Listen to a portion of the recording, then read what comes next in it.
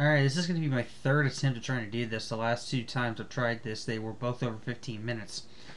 So anyways, this is the weekly roundup. I am a little bit under the weather. I do apologize for that. I got a sore throat. And the grandparents are also sick as well. So I guess I'm getting something. I don't know what it is, but would appreciate it if you keep me in your thoughts over the next couple of days, as well as my family. And hopefully we can get through this. We'll see.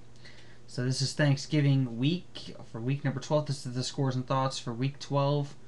Hope everybody enjoyed the Thanksgiving. I certainly did. To sum it up, I went to a neighbor's house, or not to a neighbor's house, went to a relative's friend's house after we had an all-you-can-eat buffet thing at a lunch place in Belmont.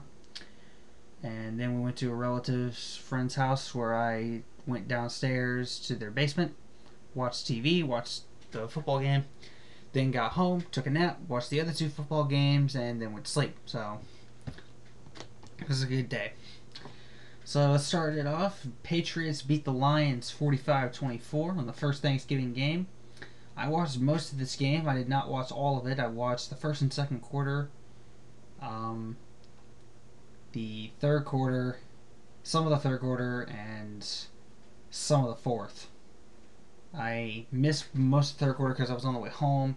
And the fourth quarter I napped through. But the Lions did keep themselves in this game for the most part until the fourth quarter when the Patriots decided, okay, let's try now. And then they scored. They basically outscored the Lions 35-7 in the second half. Which, I'm sorry, that's just funny. It kind of is. I'm sorry, it just is. That's very funny. The fact that the Lions were up by 7 at the end of the half and then got outscored 35-7 in the second half. So, but good win by the Patriots. They are now 9-2. Next up, Saints and Cowboys. Saints beat the Cowboys 30-27. Excuse me. Saints and Cowboys. This was a very good game. I watched this whole game right up to the end. I thought when the Saints jumped out 17-0 in the first quarter, I'm like, yep, this game's over. And then the Cowboys came back, and I'm like, hold up. And then the Cowboys had a chance to win the game, and Roy Williams got his catch fumbled or whatever. And then Malcolm Jenkins recovered it, and then the Saints drove down the field to win the game. So, good win by the Saints. Good close game. I think the Cowboys are going to give people a lot of fits. Also the Bills, too. Jets beat the Bengals 26-10 in the final Thanksgiving game. Very uneventful game. The Bengals suck fest continues. I think they've lost 8 straight games now. They've lost 8 straight, or something like that. Their suck fest is about as bad as Carolina's. The only difference is the win total. But good win by the Jets. They're also 9-2.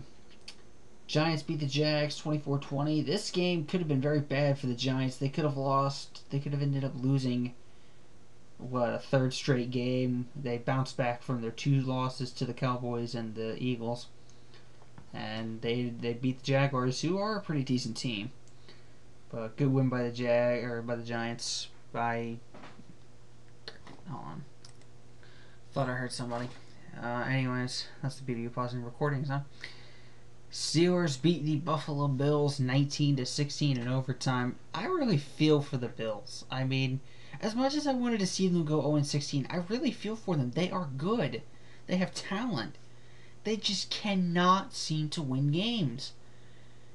They've lost in overtime 3 times now. And all by a field goal. Well, that's the common thing. Of course, they're all by a field goal. But, I mean, you got to feel for him. I mean, you got to feel for Steve Johnson, too. I mean, when he had that catch, he was wide open. And he could have won the game for the Bills. And he dropped the ball.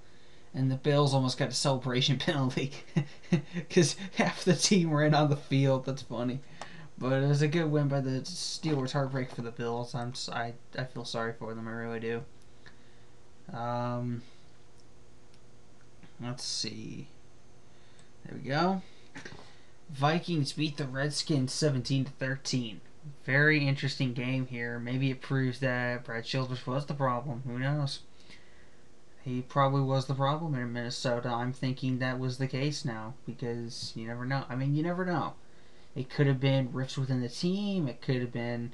I'm thinking that Randy Moss experiment that didn't work pretty much flubbed up everything.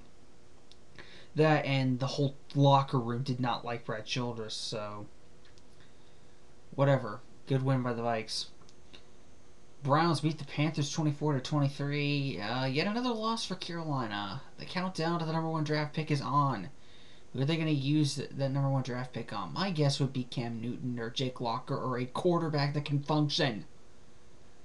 Swear to God, we have the worst quarterbacks ever. Clausen's still developing as a second round pick. Matt Moore's out for the year. Brian St. Pierre has had our best quarterbacking game of the season. Straight up. God, it just sucks to be a Panther fan. It really does. It sucks to be a Panther fan. This is probably when I wish I wasn't so supportive of the local team. Falcons beat the Packers 20-17. This game went right down to the wire.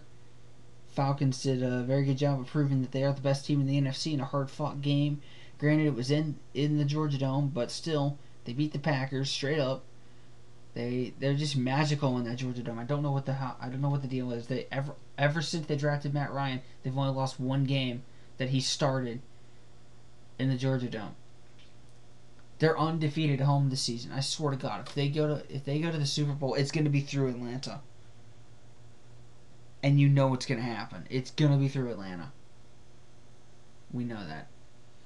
Texans beat the Titans 20-0. About the only good thing about this game was the fact that Andre Johnson beat Cortland Finnegan's ass. That was probably the best part of the whole game. Was the fact that Cortland Finnegan, one of the dirtiest players in the league, along with James Harrison, got his ass kicked. I have something to say about James Harrison, but I'm not going to say it here.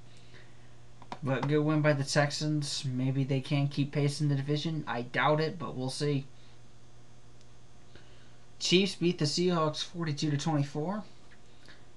Fairly uneventful game. It's just a typical Seahawks not living up to their promise of early season starts, I guess. I don't know. The Seahawks are decent. I mean, they're not great, but they're decent. They're a decent team. They're probably gonna. Let me move this back up. They're probably gonna challenge in that stupid NFC West, which we all know is the weakest division in football, bar none. Bar none. Straight up. But good win by the Chiefs. Dolphins beat the Raiders 33-17. I gotta say, Jacoby Ford is showing up this year though for the Raiders. Him and Darius Hayward-Bay Darius Hayward-Bay is finally showing up. Last year, I think he had what could be considered an entire game's worth of yards and receptions in just one season, or maybe 2 games worth for a good receiver, 1 game's worth for a great receiver. If you don't believe me, check his stats on NFL.com. I guarantee you will laugh. But Dolphins, maybe Chad Henne. I don't know. Maybe the Dolphins are better off with Chad Henne. Who knows? We'll see. I know that's Weatherman's team, and he'll be happy with that. Bears beat the Eagles 31-26. I know a couple people that are like. I know Plash is a Bears fan. I know someone in real life that's a Bears fan. I know Moppy's a Bears fan. I personally was rooting for the Eagles because I want to see Mike Vick win a Super Bowl, or at least get to the playoffs with the Eagles on his comeback story. Just to sum up his comeback story. But I guess it didn't happen. But maybe they will still get to the Super Bowl. I still think that the Falcons are the best team in the NFC. But the Bears and Eagles are probably competing for that second spot. Maybe I think probably the Packers could probably. It's either it's a 3-horse race for second between the Bears, Packers, and Eagles. In terms of who I think is the second best team, but the Falcons are the best team in the NFC. But the Bears are right up there. Rams beat the Broncos 36-33. Again, the Rams the most complete team in the NFC West, and that's not saying much.